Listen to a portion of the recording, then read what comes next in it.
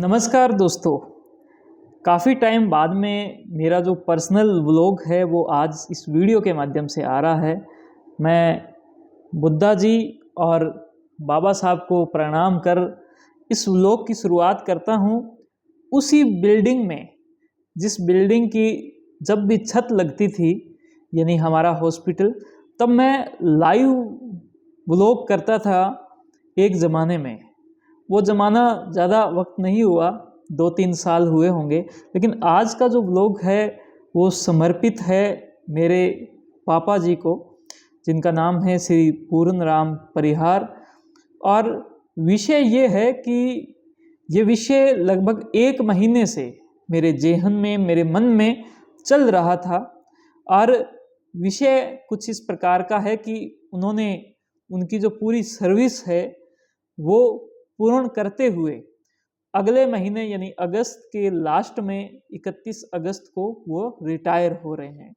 वो टीचर हैं, सरकारी अध्यापक हैं वो। और जब वो रिटायर हो रहे हैं तो मुझे एक मौका भी मिला कि उनकी जो पूरी जीवन है इसको मैं देखूं, मैं मेरी नज़रों से देखूं कि ये जो जीवन है किस प्रकार से बीता है, किस तरीके से बीता। और मैं अगर अपने दिल से कहूँ तो मैं ये बात पूरी शिद्दत के साथ बोल सकता हूँ कि मुझे फर्श से अर्श पर पहुँचाने वाले जो शख्स हैं, अभी जैसे मैंने बात की कि मुझे जो सोच मिली है, मुझे जो दिमाग मिला, मुझे जो तार्किक दिमाग मिला, वो इनकी बदौलत। और बाबा साहब की वजह से मैंने संघर्ष करना सीखा। इनके दिए हुए संविधान का हम उपयोग कर सकते हैं। हमारे लिए बहुत एक मौका है कि हम आगे बढ़ सकते हैं, हमारे लिए आगे के सारे रास्ते खुले हैं। ये मुझे विश्वास दिलाया इन्होंने। लेकिन उसके बाद अगर कोई शख्स जिसने मेरे पूरे संघर्ष में साथ दिया तो वो मेरे पिताजी हैं, मेरे जो माँ हैं वो भी हैं। लेकिन एक ऐसा संघर्ष जो कि घर से बाहर था, इस बाहरी संघर्ष के अंदर मेरे जो टीम का जो एक अहम किरदार है, जैसे बोलते हैं कि जो श्री कृष्ण हैं उन्होंने अर्जुन को एक रास्ता दिखाया था उनके डिसीजन मेकिंग में, कि वो जो निर्णय ले वो बहुत ही अच्छा निर्णय ले। उसके अंदर उनकी जो सोच थी उसको उन्होंने इम्प्लांट किया था। उनको एक 1-to-1 जो हैंडलिंग जो है वो उनको की उनकी। तो उसी प्रकार से मेरे जीवन के अंदर मेरे जो पापा हैं उन्होंने बहुत कुछ किया। अभी वो रिटायर हो रहे हैं, तो उस रिटायरमेंट पर उनको क्या गिफ्ट दी जाए, ऐसा क्या उपहार है जो उनको दिया जाए।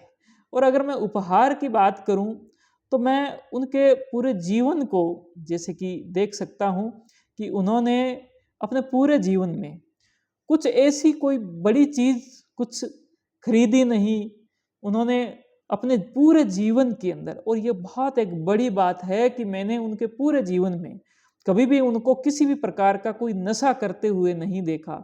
मैंने उनके पूरे जीवन में कभी भी मैंने उनको कुछ एक गलत आचरण करते हुए नहीं देखा। मैं बहुत सारे लोगों से बातचीत करता हूँ और उनके बीच के जो रिश्ते को मैं देखता हूँ तो मैं अपने इस रिश्ते को एक बहुत ही अलग नज़रों से देख रहा। मेरे जो जीवन की जो शुरुआत हुई, ये उनको भी पता है कि हम ऐसे घर के अंदर रहते थे जिस घर के अंदर लाइट नहीं थी, यानी कि बिजली की सप्लाई नहीं थी। और उस वक्त आसपास का माहौल बहुत ही खतरनाक माहौल था। कुछ ऐसा माहौल था कि जब मैंने समझ पकड़ी उस वक्त मुझे ये महसूस हुआ, और ये बात हकीकत भी है, कि वो जब घर से बाहर चले जाते थे किसी काम से, अपनी ड्यूटी से, तो जब तक वो घर पे नहीं आते थे तब तक हमें यूँ लगता था कि हो सकता है कि वो घर पे आए या नहीं आए, क्योंकि आसपास में दुश्मन बहुत ज़्यादा थे। और दुश्मन किस प्रकार के, ऐसे लोग जो किसी के घर के ऊपर कब्जा कर लेते हो, किसी की ज़मीनों के ऊपर वो कब्जा कर लेते हो, किसी के रास्ते को वो रोक देते हो। ऐसी लड़ाई लड़ते हुए मैंने उनको देखा। उसके बाद में एक वो ज़माना था जब उन्होंने मेरी पढ़ाई के लिए मैं अच्छा रहूं, और मैं उसके लिए एक ऐसा दिमाग लगाया, एक ऐसी युक्ति खोजी जिसने मुझे लगता है कि एक ऐसी ट्रिक दे दी कि हर साल जब भी मेरी पढ़ाई हुई तो मैं सब लोगों से आगे बढ़ता गया। और वो ट्रिक ये थी कि जो छुट्टियां होती थी 1.5 महीने की, जिसमें जो लोग जो हैं वो अवकाश मनाते थे, ननिहाल जाते थे, गर्मियों की छुट्टियां मनाते थे। मुझे एक टास्क दिया गया कि तुझे सारे सब्जेक्ट पूरे करने हैं। उसमें से सबसे पहले जो मैथ्स का जो सब्जेक्ट है वो खुद पढ़ाते, नेक्स्ट क्लास का सेशन लगने से पहले ही, तो मुझे एडवांस कर देते वो हर साल। ये सिलसिला चलता गया और उसके बाद में बहुत सारे ऐसे निर्णय हुए, जैसे मैं चाहता था कि मैं इंजीनियर बनूं, मैं जो नॉन मेडिकल है वो लूं, लेकिन मुझे मेडिकल दिलाने वाले वो थे। उसके बाद मेरे मेडिकल शूट नहीं कर रही थी। एक वक्त आया, मैंने इनको बोला कि मेडिकल जो है वो मेरे शूट नहीं कर रही है, मैं ये जो पढ़ाई है वो छोड़ रहा हूँ। मैंने उनको फ़ोन कर दिया, इन्होंने बोला कि आजा घर पे, लेकिन 2-4 दिन का वक्त ले ले।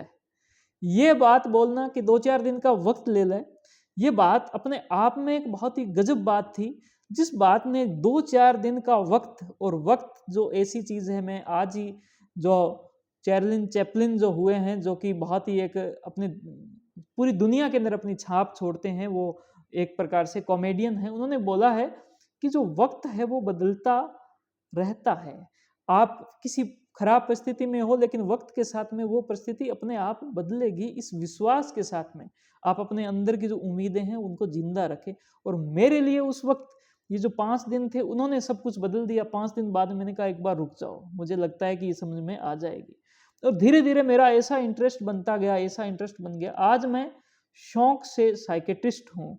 यद्यपि साइकेट्री लेना जो है वो मेरा निर्णय था, तो आज मैं शौक से साइकेट्रिस्ट हूँ। मैं अपनी एक प्रकार से अपने इंटरेस्ट से मैं डॉक्टरी कर रहा हूँ। हाँ, मेरा जो इंजीनियरिंग जो दिमाग है वो दिमाग अभी भी एक्टिवेट रहता है, और इसी दिमाग की बदौलत जो है कि वही हमने एक अभी लेटेस्ट में ये वेबसाइट भी डेवलप कर दी है, जो वेबसाइट बहुत अच्छे से लोगों की जो बेनिफिट है उनको वो करेगी। तो ये जो हमारा इंजीनियरिंग दिमाग है वो भी एक्टिवेट है, लेकिन डॉक्टर मुझे बनाने में उनका बहुत ही एक अहम योगदान रहा। इतना ही नहीं कि जब हम बाहर निकलते थे, बाहर जाते थे, तो बहुत सारी जो समस्याएं आती थी। हम जयपुर और दिल्ली जैसे जो शहर है, जो आज तो अपने लगते हैं, मुझे ऐसा लगता है कि जयपुर में मेरे बहुत जानकार बैठे हैं, दिल्ली में मेरे बहुत जानकार बैठे हैं, लेकिन उस वक्त वो शहर बहुत ही पराये होते थे, बड़े खतरनाक शहर। और हम तो पैदल चलने वाले इंसान, कि कहीं जाना होता तो भई चलो पैदल, और कोई रास्ता मिले और कोई साधन मिले या नहीं मिले। और उसके बाद में कुछ ऐसी भी घटनाएं हुई कि भाई हमने कहीं पर रूम लिया, और उसके बाद में 2 दिन बाद में पापा ने कहा कि ले भाई अब तू सेट है, बढ़िया है। और पापा क्या है कि वहाँ से वापसी उनकी हुई, लेकिन उसी के साथ में जो मकान मालिक है उसने बोला कि भाई हम आप लोगों को नहीं रखने वाले, आप बाहर जाओ। तो बहुत सारे जो कष्ट हैं, बहुत सारी जो संघर्ष हैं, वो हमने साथ में मिलते हुए आगे बढ़े।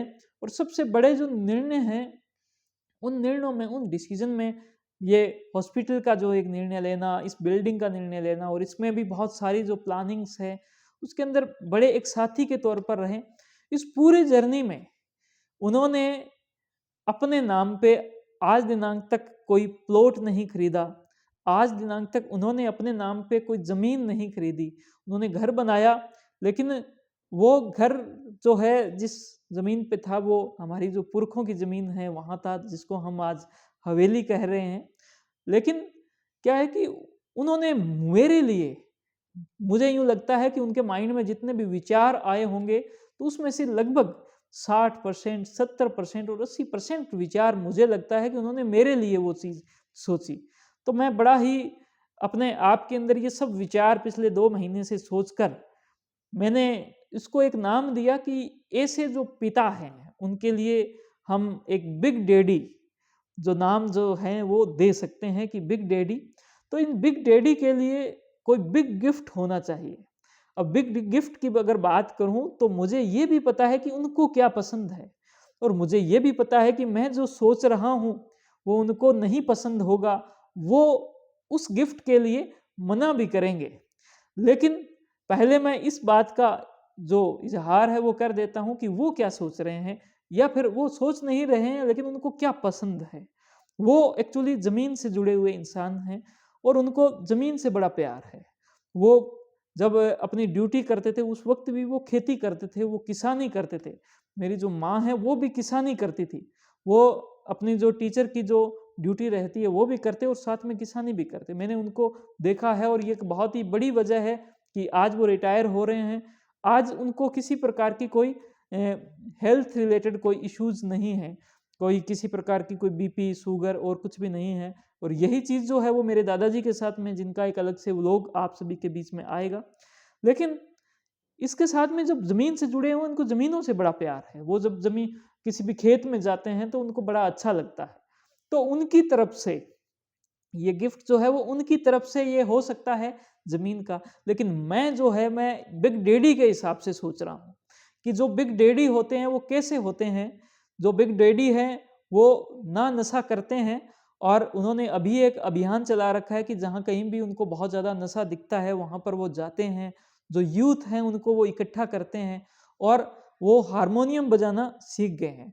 तो उस हारमोनियम के साथ वो गाने सुनाते हैं, उनको वो भजन सुनाते हैं, वो वहाँ पर एक प्रकार से सत्संग करते हैं और सत्संग के बीच में उनको एक मैसेज देते हैं कि आप लोगों को नशा नहीं करना है।